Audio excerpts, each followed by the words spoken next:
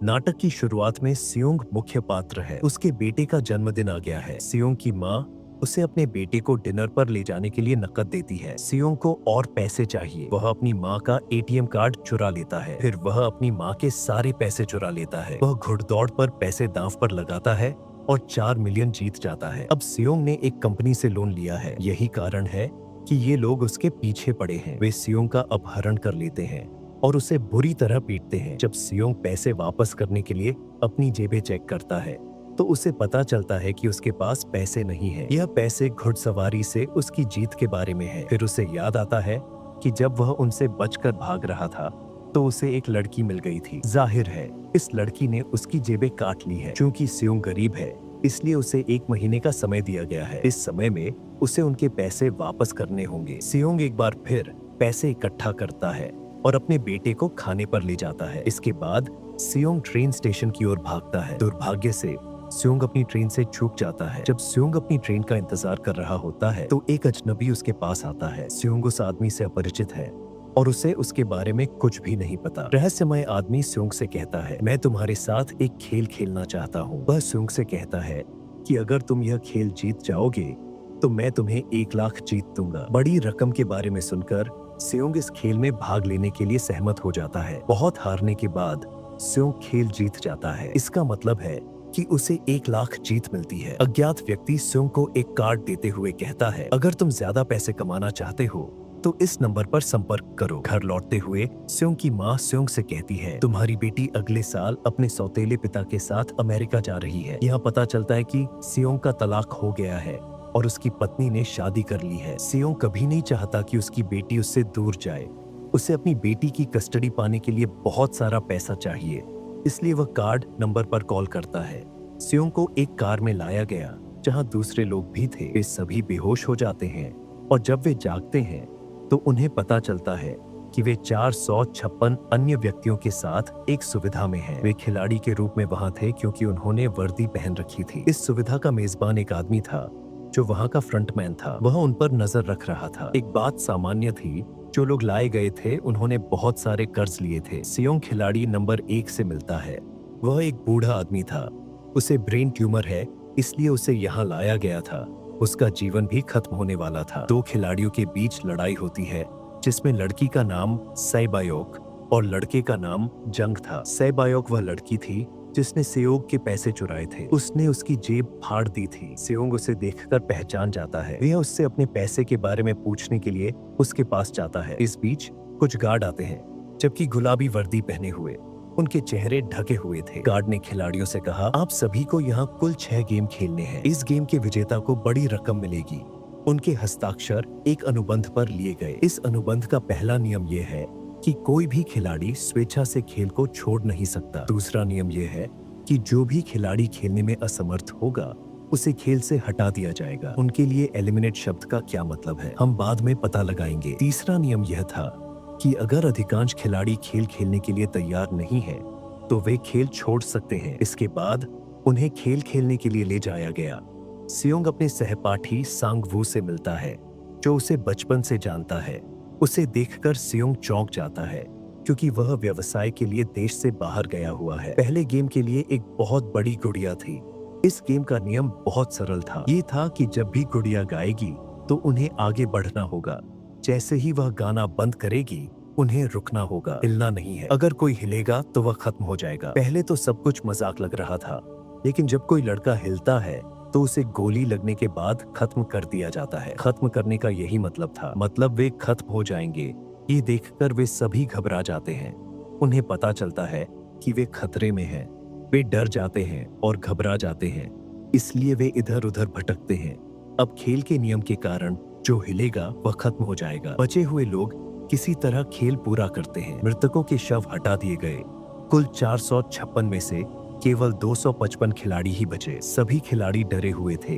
अब कोई भी खेल नहीं खेलना चाहता था। नियम संख्या 3 के अनुसार अगर बहुमत चाहे तो वे खेल छोड़ सकते हैं। प्राइज मनी दिखाए जाने से पहले फ्रंटमैन वोटिंग प्रक्रिया करता है। जीतने वाले को पैसे मिलेंगे, लेकिन अगर वे खेल छोड़ देंगे तो ये पैसे मृत खिलाड़ी के परिवार को दिए जाएंगे। पुरस्कार राशि कुल 45 अरब वॉन थी। वोटिंग की गई जिसमें बहुमत ने खेल नहीं खेलना चाहा, इसलिए खेल वहीं रुक गया। वे चाहें तो भविष्य में फिर से खेल में शामिल हो सकते हैं। उन सभी को उनके घर ले जाया गया। अगले दिन सियोंग ने पुलिस स्टेशन जाकर सारी बात बताई, लेकिन उन्हें सियोंग पर विश्वास नहीं हुआ। उन्हें लगा कि वह पागल है। सियोंग ने उन्हें कार्ड दिखाया, लेकिन आश्चर्यजनक रूप से उस पर नंबर गलत था। सियोंग घर लौट आया, लेकिन उसकी माँ वहाँ नहीं थी। सियोंग का सहपाठी सांगवू उसकी माँ से छुपकर मिल रहा था। इस बीच सियोंग आ गया। सांगवू परेशान होकर सियोंग से कहता है कि मैं 6 अरब के कर्ज में डूबा हूँ। वह कहता है कि मैंने ग्राहकों के पैसे स्टॉक मार्जिन में लगा दिए हैं। अफसोस, सारा पैसा बर्बाद हो गया। सियोंग को अस्पताल से फोन आया। सियोंग की माँ के पैर में चोट लगी थी। मधुमेह का इलाज न करवाने के कारण उसका घाव और बड़ा हो गया। डॉक्टर ने सियोंग को बताया कि तुम्हारी माँ का इलाज किया जा सकता है, लेकिन इसके लिए हमें उसका पैर निकालना होगा। इस ऑपरेशन में बहुत पैसे लगेंगे। जाहिर है सियोंग के पास पैसे नहीं है, यहाँ तक कि उसने अपनी माँ का बीमा भी खत्म कर दिया है। सियोंग अपनी पत्नी के पास पैसे मांगने जाता है। उसकी पत्नी उसे पैसे देने से मना कर देती है। उसकी पत्नी कहती है कि उसके पति सियोंग पैसे मांगने आया है। उसका पति सियोंग को पैसे देने आता है और कहता है, मेरे परिवार से दूर रहो। सियोंग उसे पीटना शुरू कर देता है।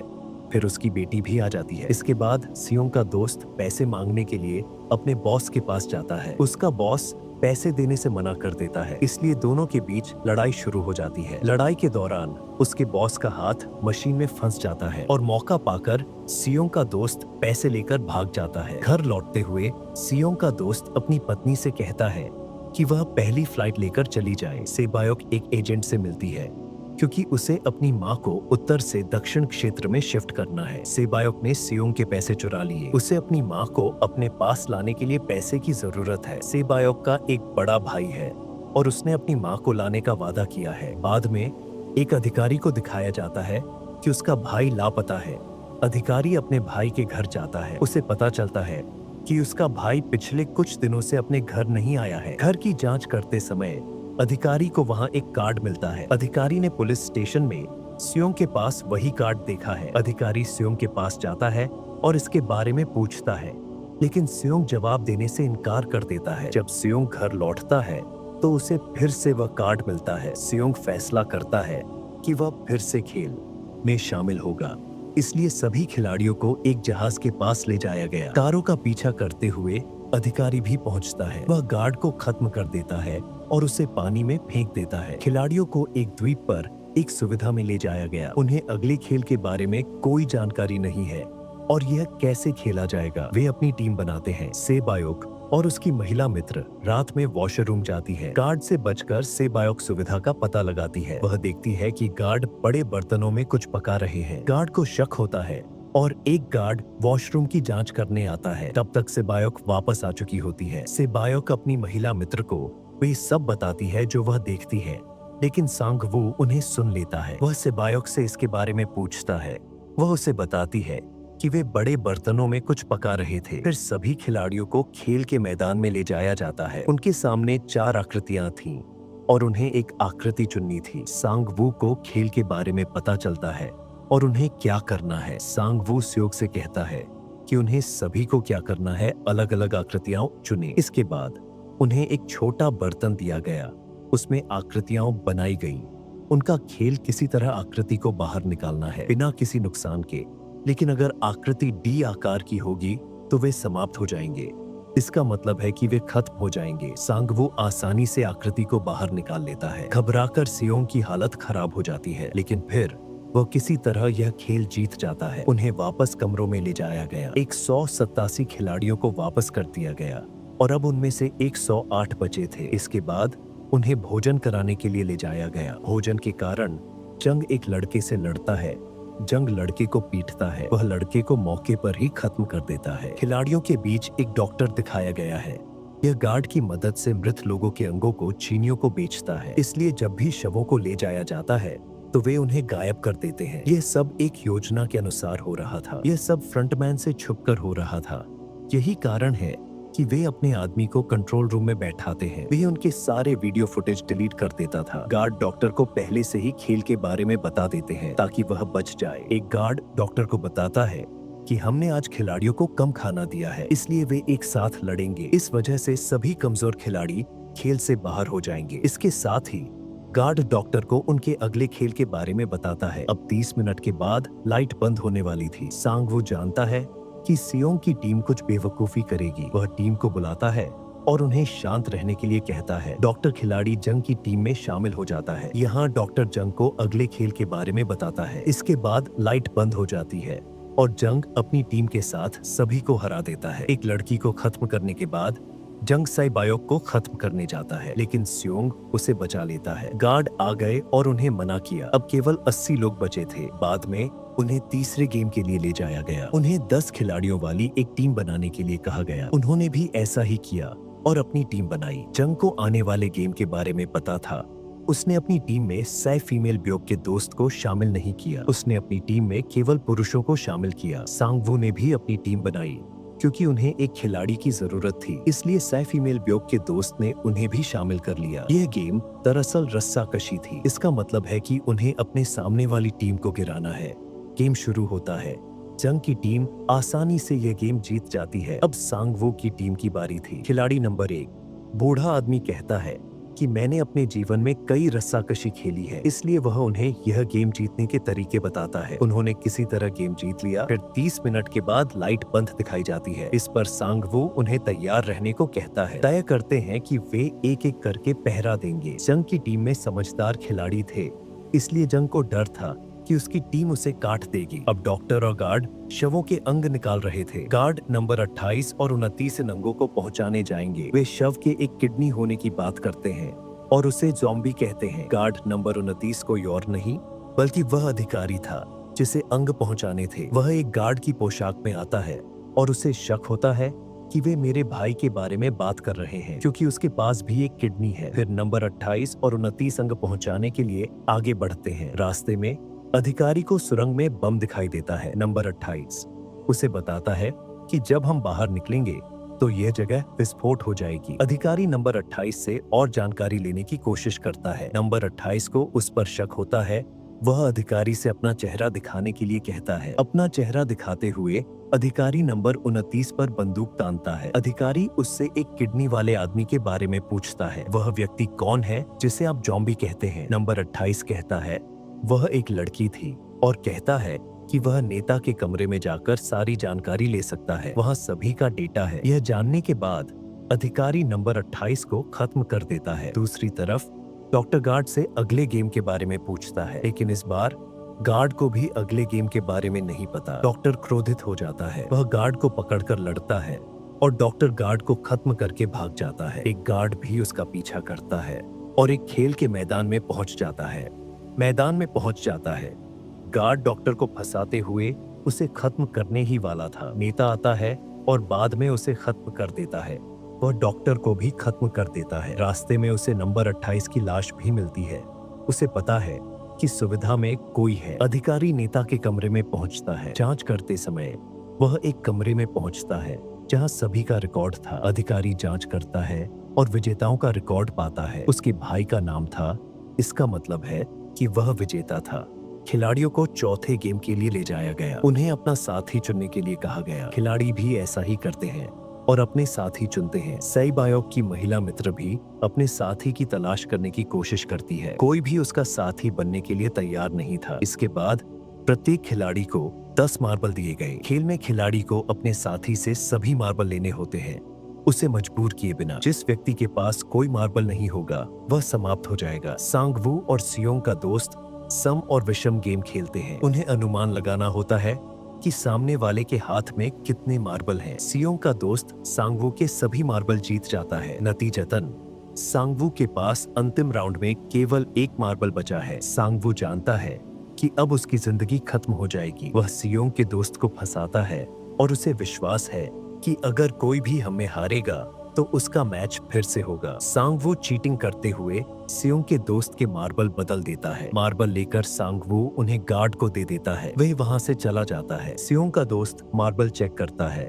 लेकिन उसमें पत्थर थे। खिलाड़ी नंबर 1 की हालत खराब थी, इसलिए वह इधर उधर भाग रहा था। सियोंग उसे खेलने के लिए तैयार करता है और वे सम और विषम का खेल भी खेलते हैं। बूढ़ा आदमी सियोंग के सारे मार्बल जीत जाता है, लेकिन आखिरी राउंड में बूढ़ा आदमी भूल जाता है कि उसने क्या चुना है। सियोंग उसे फंसाते हुए उसके मार्बल ले लेता है, लेकिन बूढ़ा आदमी चतुर था। उसने एक मार्बल रख लिया। वह फिर से भटकता है। सियोंग फिर से उससे उसके साथ एक और गेम खेलने का अनुरोध करता है। बूढ़ा आदमी कहता है कि मुझे पता है कि तुमने चीटिंग करते हुए मुझसे सारे मार्बल ले लिए हैं। वह कहता है कि मुझे सब पता था, लेकिन मैं मूर्ख बनने का नाटक कर रहा था। यह सुनकर सिनोक को उस पर दया आ जाती है और वह उसे सारे मार्बल दे देता है। सेबायोक और उसकी महिला मित्र भी खेल खेल रही थी। उनका खेल है जो दीवार के पास कंचे फेंकेगा वह जीतेगा। सबसे पहले सेबायोक अपने कंचे फेंकती है। जब सेबायोक की सहेली की बारी आती है तो वह अपने सारे कंचे फेंक देती है। इसे देखकर सेबायोक अपनी सहेली से फिर से कंचे फेंकने को कहती है। उसकी सहेली कहती है, नहीं सेबायोक, मैं अकेली हूँ, मेरे पीछे कोई नहीं है, लेकिन अगर तुम्हारे साथ कुछ बुरा होता है तो ये अच्छा नहीं होगा। वहां तुम्हारा बड़ा भाई तुम्हारा इंतजार कर रहा है। सेबायोक की सहेली खत्म हो गई थी। उनके शव वहां से ले जाए गए। वे कमरे में वापस आ गए। जंग ने देखा कि सेबायोक की सहेली अभी भी जीवित है। वह शांति से बैठी थी। यहाँ दिखाया गया है कि सेबायोक की सहेली जंग की भी सहेली थी। उनके बीच टकराव की एक वजह थी। जंग का दोस्त उसे धमकाता है। बाद में फ्रंटमैन को एक शव के पास अधिकारी का आईडी कार्ड मिलता है। तब फ्रंटमैन को पता चलता है कि उसके वीआईपी आ चुके हैं। फ्रंटमैन उन्हें लेने के लिए आगे बढ़ता है। सभी वीआईपी को कमरों में ले जाया गया और बाद में फ्रंटमैन किसी दूसरे आदमी को वीआईपी के आने की बात बताता है। वह मुख्य पात्र था जिसके बारे में हम बाद में और जानेंगे। अगले दिन वे सभी 5वें गेम के लिए लाए गए। 1 से 16 तक के अंक थे। खिलाड़ी अपने नंबर लेंगे, जिसका मतलब है कि उनकी संख्या के अनुसार उनकी बारी होगी। आखिरी में पहला और आखिरी नंबर बचा। इसका मतलब है एक और 16।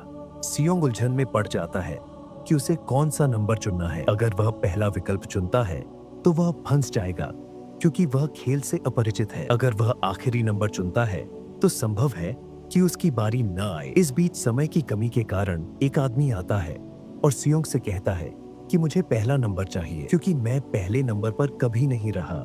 मेरे जीवन में सबसे बड़ा नंबर। उन्हें एक गेमिंग रूम में ले जाया गया। खेल का नियम है कि उन्हें दिए गए समय में पुल पार करना होगा। पुल के बीच में 2 गिलास थे। एक साधारण कांच था, लेकिन दूसरा टेम्पर्ड ग्लास था। साधारण कांच उस पर पैर रखते ही टूट जाएगा। वे नीचे गिर जाएंगे। फिर खेल शुरू होता है और वे एक एक करके बाहर हो जाते हैं। जंग सबके सामने था और आगे नहीं बढ़ रहा था। उनके पास एक ही रास्ता है, आगे बढ़ना या यहीं मरना। जंग का दोस्त सामने आता है जो उसे धमका रहा था। वह कहती है, जब तुमने मुझे धोखा दिया तो मैंने तुमसे कहा था कि मैं तुम्हें खत्म कर दूंगी। वह जंग को पकड़ती है और इसके कारण कूद जाती है। वे दोनों खत्म हो गए। वहां एक आदमी था जो एक ग्लास कंपनी में काम करता था। वह जानता था कि कौन सा टेम्पर्ड ग्लास है। फ्रंटमैन को जब इसके बारे में पता चलता है तो वह लाइट बंद कर देता है, इसलिए वे ग्लास को नहीं पहचान पाएंगे। उनके पास आखिरी कदम के लिए समय नहीं है, इसलिए सांगवू उस आदमी को धक्का देता है। सांगवू, सियोंग और सेबायोक पुल पार कर चुके हैं, लेकिन कांच टूटने की वजह से वे घायल हो गए। सेबायोक को भी चोट लगी है। दूसरी तरफ अधिकारी ने नौकर को खत्म करने के बाद उसकी जगह ले ली है। एक वीआईपी को अधिकारी पर शक होता है। वह उसे नकाब हटाने के लिए कहता है। अधिकारी कहता है, ठीक है, लेकिन मैं अंदर जाने से पहले अपना नकाब हटा लूंगा। फिर अधिकारी वाईपी के साथ अंदर चला जाता है। फ्रंटमैन उसका पीछा करता है और अधिकारी को देखता है। अधिकारी भागकर एक द्वीप पर पहुंच जाता है।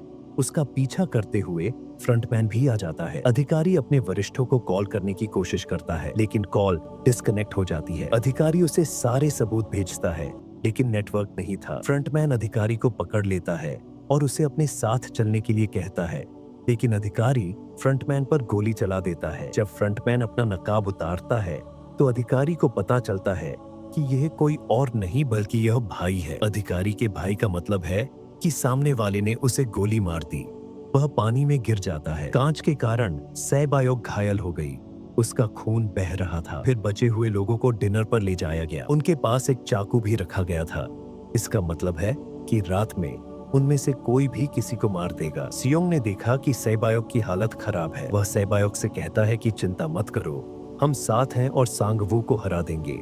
फिर हम चले जाएंगे और पैसे बांट लेंगे। सियोंग ने उसे बताया कि मेरा एक बड़ा भाई है जिसे मैंने अनाथालय में छोड़ दिया है। अगर हम में से कोई बाहर जाता है तो उसे दोनों परिवारों की देखभाल करनी होगी। सियोंग की हालत खराब थी, उसे डॉक्टर की जरूरत है। सियोंग मदद मांगने जाता है, लेकिन जब वह लौटता है तो सांगवू सेब्योक अगले दिन उन्हें आखिरी गेम के लिए ले जाया गया। खेल का नियम सरल था, मरने के लिए मरो। इस खेल का नाम स्क्विड गेम था। खेल शुरू होता है और उनके बीच बहुत बड़ी लड़ाई होती है। आखिरी में सांगवू की हालत खराब हो जाती है। सियोंग कहता है कि मैं ये खेल बंद करना चाहता हूँ। सियोंग सांगवू को अपने साथ आने के लिए कहता है। सांगवू खुद को खत्म कर लेता है और इसके कारण सियोंग खेल जीत जाता है। फ्रंटमैन सियोंग से कहता है कि तुमने अच्छा खेला है, लेकिन मुझे इसकी उम्मीद नहीं थी। फिर सियोंग को उसके घर पर छोड़ दिया गया। उसके पास एक एटीएम कार्ड है। जब वह उसे चेक करता है तो वह देखता है कि उसके सारे पैसे ट्रांसफर हो चुके हैं। सियोंग अपने घर में चला जाता है, लेकिन उसके आने से पहले ही उसकी माँ मर जाती है। फिर 1 साल बाद यह दृश्य दिखाया जाता है। सियोंग की हालत बहुत खराब थी और वह ड्रग्स लेता था। उसने अभी तक पैसे का इस्तेमाल नहीं किया था। फूल बेचने वाली एक महिला सियोंग के पास आई और उसे वही कार्ड दिया। उस पर एक पता लिखा था। सियोंग उस पते पर चला गया। वहां उसे पता चला कि यह सब बूढ़े आदमी खिलाड़ी नंबर 1 ने किया है। वह अभी भी जीवित है और बूढ़ा आदमी सियोंग से कहता है कि वह अपने जीवन से थक गया है। मैंने अपने ग्राहकों के साथ ये खेल बनाए हैं, इसलिए मैं लोगों को मरते हुए देखकर आनंद लूंगा, लेकिन हमने किसी को ऐसा करने के लिए मजबूर नहीं किया। मैंने खेल में हिस्सा लिया क्योंकि खेलना देखने से ज्यादा मजेदार है। वह कहता है तुम्हारे पास जो पैसे हैं वो मेरे हैं। ये कहते हुए बूढ़ा आदमी मर जाता है। इसके बाद सियोंग सेबायोक के बड़े भाई के पास जाता है। वह उसे सांगवू की माँ के पास छोड़ देता है और उसे इस बच्चे की देखभाल करने के लिए कहता है। वह उसे पैसों से भरा एक बैग भी देता है। सियोंग स्टेशन जाता है और वही अनजान व्यक्ति जिससे वह फिल्म की शुरुआत में मिला था उससे मिलता है। सियोंग उसका पीछा करता है, लेकिन वह बच निकलता है। फिर सियोंग ने कार्ड नंबर पर कॉल किया और पूछा कि वे कौन हैं और वे लोगों के साथ ऐसा क्यों कर रहे हैं। आप दूसरों के जीवन से क्यों छेड़छाड़ कर रहे हैं। लेकिन जवाब था, सियोंग अगर तुम जीना चाहते हो तो विमान में चढ़ जाओ। यह अंत है। देखने के लिए धन्यवाद।